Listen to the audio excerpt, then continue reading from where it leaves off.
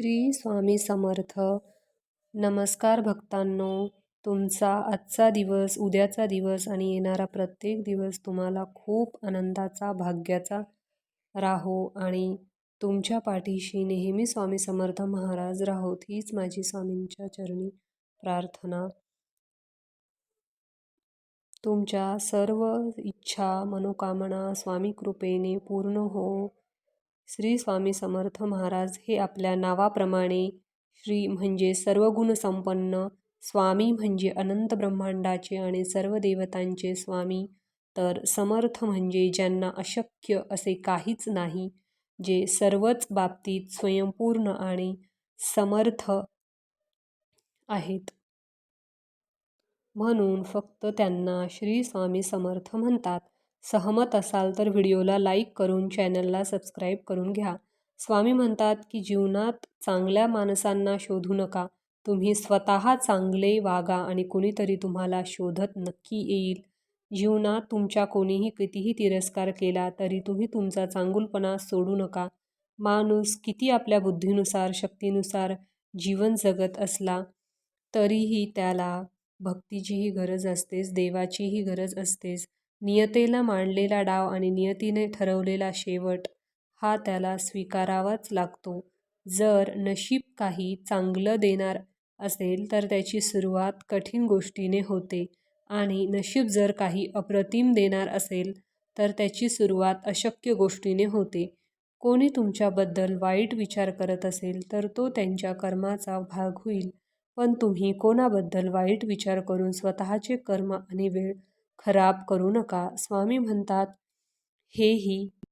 हेही दिवस सरतील, विश्वास ठेव माझ्यावर, तू एकटा नाहीस, मी तुझ्या पाठीशी आहे. आपलं मन काही कारणाने जेव्हा अस्वस्थ असतं त्यावेळी शांत राहावं, कुणाशी काहीही बोलू नये. सहमत असाल तर कमेंट बॉक्समध्ये श्री स्वामी समर्थ टाईप करा. अशा यावेळी मनातल्या मनात स्वामींचे नामस्मरण करावे. एक लक्षात घ्या, आपले श्री स्वामी गुरु आपल्यासोबत सतत असतात. ज्यांना आपल्या अस्वस्थतेचे कारण माहीत असतं. काही वेळा आपल्याला काही गोष्टी त्यांना शिकवायच्या असतात. नामस्मरण सुरू केल्यानंतर काही वेळात अस्वस्थतेचे ढीग विरून जातात. मनाला प्रसन्न वाटते. अनेक प्रश्नांची उत्तरे अगदी सहजगत्या मिळतात. म्हणून ज्यावेळी मन अस्वस्थ असेल त्यावेळी कुणावरही राग न काढता मन सारखं नाही झालं तर सांगा. नामस्मरण करणे हा एक चांगला उपाय मार्ग आहे. जीवनात आनंदी राहायचे असेल तर स्वतःची परिस्थिती बघून निर्णय घ्यावा. जो जगाकडे बघून निर्णय घेतो तो जीवनात दुःखी राहतो. उंदीर दगडाचा असेल तर सर्व त्याची पूजा करतात, पण जर तो जिवंत असेल तर आपल्याला त्याला मारल्याशिवाय चैन पडत नाही. जर साप दगडाचा असेल तर सर्व त्याची पूजा करतात, पण तोच जिवंत असला तर त्याला जागीच ठार मारतात. आई वडील फोटो असतील तर प्रत्येक व्यक्ती पूजा करतो, पण जिवंत असतील तर त्यांची किंमत समजत नाही. फक्त हेच मला सांगायचे आहे या व्हिडिओमधून. तर व्हिडिओ कसा वाटतोय ते नक्की कमेंटमधून सांगा. सजीवापासून इतका द्वेष आणि दगडांबद्दल इतकं प्रेम, हा फरक का?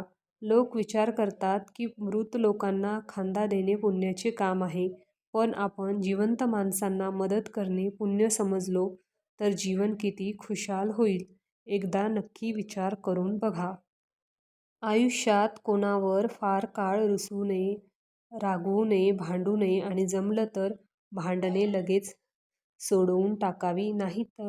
नाही जमलं तर तो विषय तात्पुरता किंवा कायमचा वगळून बाकीचे बोलणे चालू ठेवावे, पण रुसवा, फुगवा, अबोला फार काळ चालू ठेवू नये. जे काही वादावादी दिवसात झाली असेल तर ती रात्रीपर्यंत निपटून आणावी, पण झोपताना रागात झोपू नये. कोणास ठाऊक आपण किंवा दुसरा सकाळी उठेल की नाही. जर देवाच्या दयेने दुसरा दिवस आयुष्यात उजाडलास तर त्यावर आदल्या दिवसाच्या रुसव्याचे मळप राहत नाही. म्हणून पण रुसून झोपलो तर झोप व्यवस्थित होत नाही. जर शरीराला आराम मिळाला नाही तर झोपेतून उठल्यावर मन अप्रसन्न राहते. त्यात एक महत्त्वाचा प्रश्न असा उरतो की माघार कोणी घ्यायची, अहंकार ही सर्व नात्यांना सुरुंग लावणारी वात आहे. आपण आपल्या अहंकाराची वात विझवली तर आपण दुसऱ्यांपेक्षा स्वतःचा कमीपणा वाटू शकतो. या भीतीने आपण ती वात पेटती ठेवतो, पण हे बरोबर नाही. दुसऱ्याला काय वाटेल याचा विचार करण्यातच बहुतेक सारे आयुष्य निघून जाते. आपण आपल्या मनाच्या एकमेकांशी कितीही भांडा, पण कधी बोलणे बंद करू नका. भांडणे करूनही बोलत राहिल्याने प्रेम वाढत जाते, पण बोलणे थांबवल्याने मन दुरावत जातात. थांबवलेले बोलणे कधी सुरू करता येते, पण न बोलण्याने वाढलेले अंतर कधीच मिटवता येत नाही. आज आपण आहोत, उद्याचे माहीत नाही, म्हणून आपण आपल्या माणसांना परके करू नये. प्रेम करता येत नाही तर द्वेषही करू नका.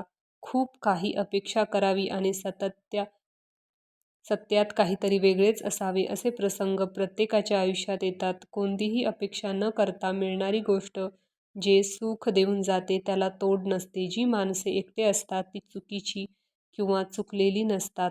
ती माणसे स्वाभिमानी असतात. समोरच्याच्या सुखासाठी दूर आलेले असतात. नातं टिकवण्यासाठी प्रयत्न करून हरलेली असतात. प्रामाणिक राहून दुखावलेली असतात.